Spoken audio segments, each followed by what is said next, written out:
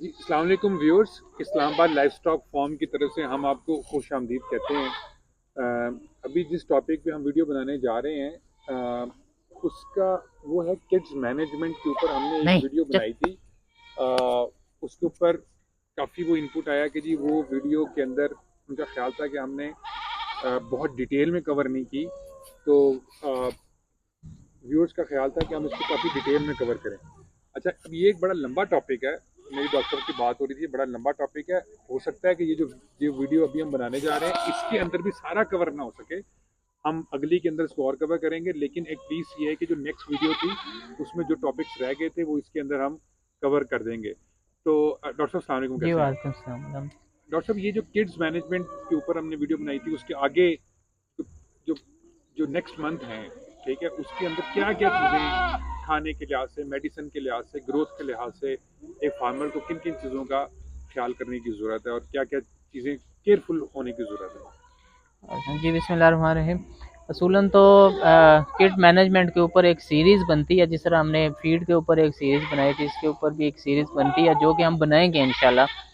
अभी kidding season भी है, हमारे किड्स भी आने वाले हैं इंशाल्लाह 2-3 हफ्तों में। अ, इसमें अभी मैं ये कर सकता हूँ कि एहतियाती तदाबीर क्या होती हैं मैं वो बता देता हूँ कि क्या नहीं करना, किन किन चीज़ों से आपने एहतियात करनी है।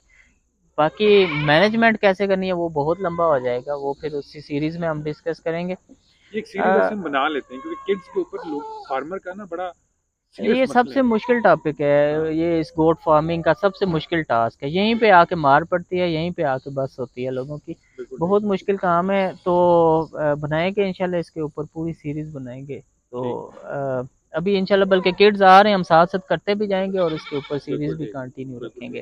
बिल्कुल ठीक। सबसे पहली बात यह है कि जब आपकी किड्स मैनेजमेंट शुरू होती है, जब आपकी बकरी प्रेग्नेंट होती है तब। ठीक है। ठीक है, बच्चे पैदा होने से नहीं, उससे पहले शुरू हो जाती है। ठीक है, ठीक है। पहली अपनी मिसकंसेप्शन यहाँ से ठीक कर लें कि बच्चा पैदा होने से पहले किड मैनेजमेंट स्टार्ट हो चुकी हुई है आपकी। ठीक है, हम्म। अगर आप उसको मिस कर गए हैं तो वो मैनेजमेंट, वो चीज़ें, वो एहतियाती तदाबीर जो आपने पहले करनी थी वो आप नुकसान कर बैठे हैं। वो बच्चा पैदा होने के बाद आप नहीं कर सकते, उसका नुकसान आप भुगतेंगे, उसका कोई मदावा नहीं। ठीक है, ठीक। वो क्या है? ठीक। माँ को पीपीआर की वैक्सीन करवानी और एंटेरोटॉक्सीमिया की वैक्सीन करवानी, ये बच्चा पैदा होने से पहले ही करनी पड़ेगी, ठीक है। ताकि वो माँ से कुव्वत मदाफ़त लेके पैदा हो। ठीक है। वरना बच्चा पैदा होते तो आप उसको वैक्सीन नहीं लगा सकते। बिल्कुल ठीक है। ठीक है, लेकिन बीमारियां तो मौजूद हैं, बिल्कुल ठीक। वो तो उसी टाइम अटैक करेंगे बच्चा जो इस दुनिया में आएगा। हम्म। तो पीपीआर और एंटेरोटॉक्सीमिया दो ऐसी मर्ज हैं कि वो आ जाती हैं तो उसमें बहुत ज़्यादा मोर्टेलिटी होती है, उसमें ट्रीटमेंट कामयाब नहीं होती, बड़ी मुश्किल डिजीज़ है ये दो। ठीक है। तो आप 3 माह की गब्बन बकरी को पीपीआर की वैक्सीन लगाते हैं, 4 माह की गब्बन बकरी को आप एंटेरोटॉक्सीमिया की वैक्सीन लगाते हैं, कोई अबार्शन नहीं होती। ठीक है, ये टोटल मिथ्स हैं। हम हर साल हर सूबे में अपने जानवरों को लगाएं। अभी पीपीआर की लगाई है, अभी एंटेरोटॉक्सीमिया की लगाएंगे। ठीक है। तो ये आपने वैक्सीनें लगानी है, बच्चे माँ से कुव्वत मुदाफ़त लेके पैदा होंगे, अगले 4 महीने तक आपको कोई रिस्क नहीं है, आपके बच्चों को ये दो बीमारियां नहीं आएंगी। ठीक है, ठीक दो है। बीमारियां जो मारती हैं जानवरों को, हम्म। डेडली डिजीज़ हैं, इनसे आप बरी ज़िम्मा हो जाते हैं। ठीक है, तो ये एक बहुत बड़ी आपकी अचीवमेंट होती है, ये आपने बच्चे डिलीवर होने से पहले करने, बाद में आप नहीं कर सकते। ठीक है, ठीक हो गया। उसके बाद आता है बच्चा पैदा होने के बाद। अच्छा, ठीक पहला है, महीना। हाँ, बल्कि एक चीज़ और मिस कर गया हूँ। जो बर्थ वेट है वो भी बच्चे पैदा होने से पहले की ही स्टोरी है। जब वो पैदा हो गए हैं तो फिर जितने वजन के आए हैं आपको कबूल करने पड़ेंगे। ठीक है। माँ का बॉडी स्कोर 4 तक लेके जाना बहुत ज़रूरी है, वरना आपके पास अंडरवेट बच्चे पैदा होंगे, उनकी मॉर्टेलिटी भी आप कंट्रोल नहीं कर सकते, वो भी मरेंगे। ठीक है। जितना मर्जी आप अच्छी मैनेजमेंट करें उसमें मॉर्टेलिटी होगी। ठीक है। तो तीसरी चीज़, पहली चीज़ वैक्सीनेशन, दूसरी चीज़ उसका माँ का बॉडी स्कोर, हेल्थ। ठीक ये है। दोनों चीज़ें आपने बच्चे पैदा होने से पहले करनी है, और ये आप माँ के लिए नहीं कर रहे, ये आप बच्चों के लिए ही कर रहे हैं। ठीक है, ठीक ये है। किड्स मैनेजमेंट आपकी स्टार्ट हो चुकी हुई है। ठीक है। बच्चा जब पैदा होगा तो उसके बाद फ़ौरन से जो बच्चे को बोली पिलानी होती है, हम्म। वो हर बंदा जानता है जो जानवर रखता है, उसमें कोई दो राय नहीं है। आधे घंटे के अंदर अंदर आपने उसको बोली पिलानी है, थोड़ी या ज़्यादा मकदार को अभी हम डिस्कस नहीं करते। ठीक है, एक रीज़नेबल ऑप्टिमम क्वांटिटी आपने उसको बोली की पिलानी है। बकरी के जेल फेंकने का इंतज़ार नहीं करना, जेल वो फेंकती रहेगी, बच्चे के सुराख जो एंटीबॉडीज़ को एब्जॉर्ब करते हैं वो आधे घंटे के बाद तंग होना शुरू हो जाते हैं अंतड़ियों में। उसके बाद फिर वो एंटीबॉडीज़ एब्जॉर्ब नहीं होती, वो पेशाब में निकल जाती हैं। इसलिए जेल फेंकने का इंतज़ार न करें, आधे घंटे से अंदर अंदर आप उसको गोली पिलाएं, ठीक है, ताकि वो गोली उसको पूरा फ़ायदा जो उसको मिलना चाहिए वो मिल जाए। वो भी एक क़ुव्वत मुदाफ़त होती है जो गोली के रास्ते बच्चे को मिलती है माँ से, ठीक है। वो पी लिया, उसका असर भी ज़िंदगी के बड़े हिस्से तक साथ चलता है। उसके बाद ये होती है तीसरी चीज़ के जो दूध की मिकदार है वो जिस्मानी वज़न का 10% होती है, ठीक है। उस 10% को आपने 4 हिस्सों में तक़सीम करना है।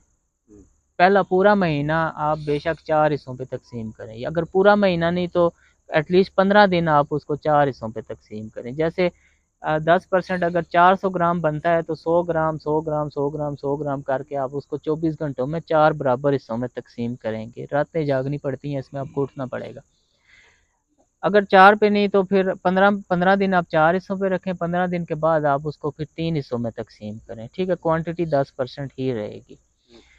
वंडा हम स्टार्ट करते हैं 20 दिन पे। 20 दिन पे हम बच्चे के आगे वंडा रख देते हैं, वो खाए या ना खाए ये बात की क्वेश्चन है, ये चीज़ हम नहीं देखते। वंडा उसके सामने पड़ा होना चाहिए, ठीक है। बच्चा 20 दिन का जब होता है, 22 दिन का, तो वो वंडे में मुंह मारना शुरू कर देता है, ठीक है। महीने का बच्चा हमारा प्रॉपर वंडा खाना शुरू कर देता है, ठीक है। जो जो बच्चा वंडा खाना शुरू करता है तो दूध की जो रिक्वायरमेंट है वो उसकी कम होती जाती है, ठीक है। वंडा बच्चों का स्पेशल होता है, अलग होता है, हर वंडा बच्चों के लिए नहीं चल सकता। जो गायों भैंसों के वंडे हैं वो बकरियों के लिए या उनके बच्चों के लिए, गाय के बच्चों के लिए जो वंडे होते हैं वो बकरी के बच्चों के लिए नहीं होते। बकरी के बच्चों के वंडे की एक अपनी साइंस और फार्मूलेशन होती है। 20 दिन में आप वंडा स्टार्ट कर दें। महीने का बच्चा आपका वंडा खाता होता है, ठीक है, वो लग जाता है वंडे के ऊपर, ठीक है। दूध का आपका मैक्सिमम टारगेट होता है 3 महीने। 3 महीने से ज़्यादा आपने दूध नहीं पिलाना, ठीक है।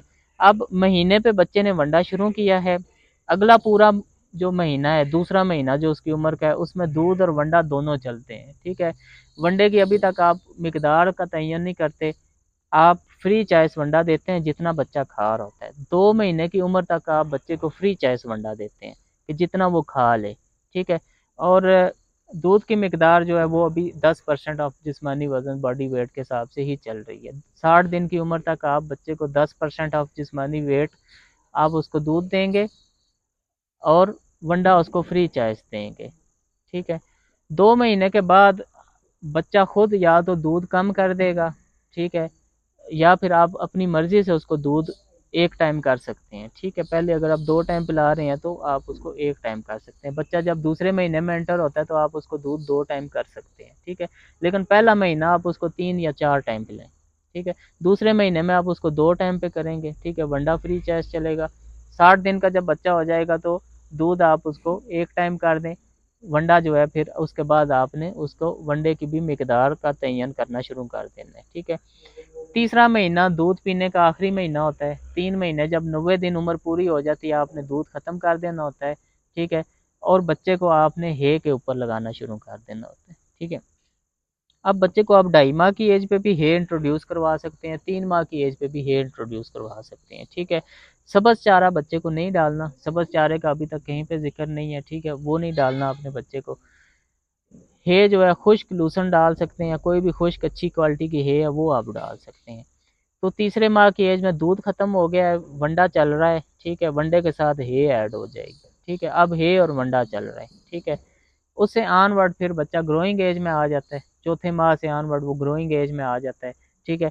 अब वनडे की मिकदार आप फिक्स कर देते हैं, हे उसको फ्री चॉइस देते हैं, और फिर हे उसकी पूरी ग्रोइंग एज में फ्री चॉइस रहता है, वनडे की मिकदार उसके पास आप फिक्स कर देते हैं। तो 3 स्टेप्स हैं। पहला स्टेप, पहले 15 दिन 20 दिन सिर्फ दूध है और 4 टाइम है। 20 दिन से ऑनवर्ड फिर वंडा ऐड करना है, दूध आप 3 टाइम कर देते हैं। 30 दिन पे आप जाके दूध 2 टाइम कर देते हैं, वंडा आपका फ्री चॉइस चल रहा है, ठीक है। 60 दिन पे जाके आपने दूध 2 टाइम कर देना है, वंडा आपका अभी भी फ्री चॉइस चल रहा है, ठीक है। तीसरे महीने के एंड पे आपने जाके दूध रोक देना है, और वंडा और हे जो है ये 2 चीज़ें उसकी फीड में रह जाएंगी, और आगे फिर थ्रू आउट पूरी लाइफ यही 2 चीज़ें चलेंगी। ठीक हो गया। तो डॉक्टर साहब ये तो आपने खुराक के लिहाज से बता दिया, जी जी।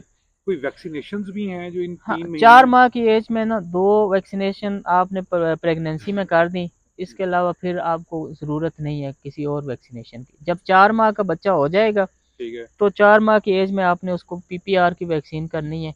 अब अगर बकरी माँ को वैक्सीन नहीं की तो फिर आप 3 माह की एज में पीपीआर की वैक्सीन करेंगे बच्चे को, अगर माँ को वैक्सीन की है तो फिर 4 माह की एज में करेंगे, ठीक है। ठीक है। 4 माह की एज में पहली वैक्सीन पीपीआर की करेंगे, ठीक है। 14 दिन के गैप से या 21 दिन के गैप से फिर आप एंटेरोटॉक्सीमिया की करेंगे। अगर आगे सर्दियां आ रही हैं तो फिर आप पहले निमोनिया की करेंगे, बाद में एंटेरोटॉक्सीमिया की करेंगे।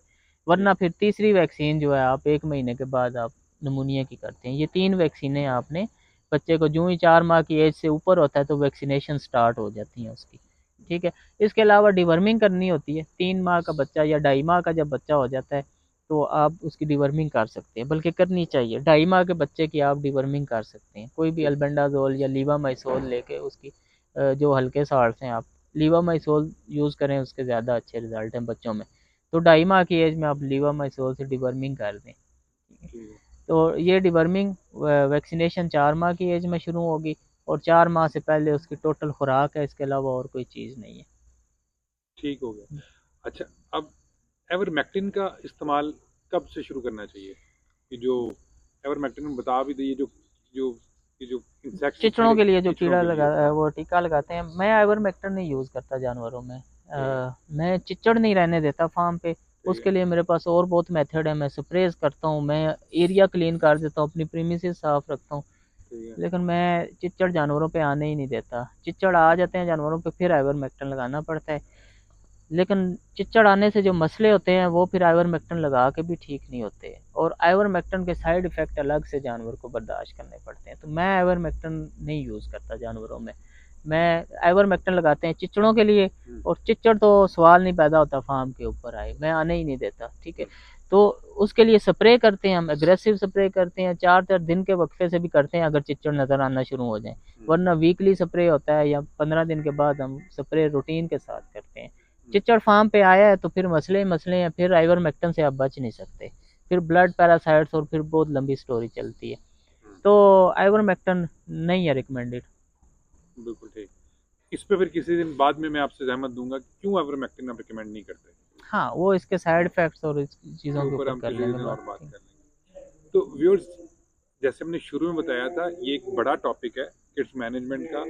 हम एक वीडियो के अंदर सारा कवर नहीं कर सकते, कुछ हमने पहले कवर कर लिया हुआ एक वीडियो के अंदर। आज जो हमने कवर किया वो ये किया कि पहले 3 महीने या 4 महीने जो होते हैं डिलीवरी के बाद, उसमें किन किन अहम चीज़ों का आपने ख्याल करना होता है।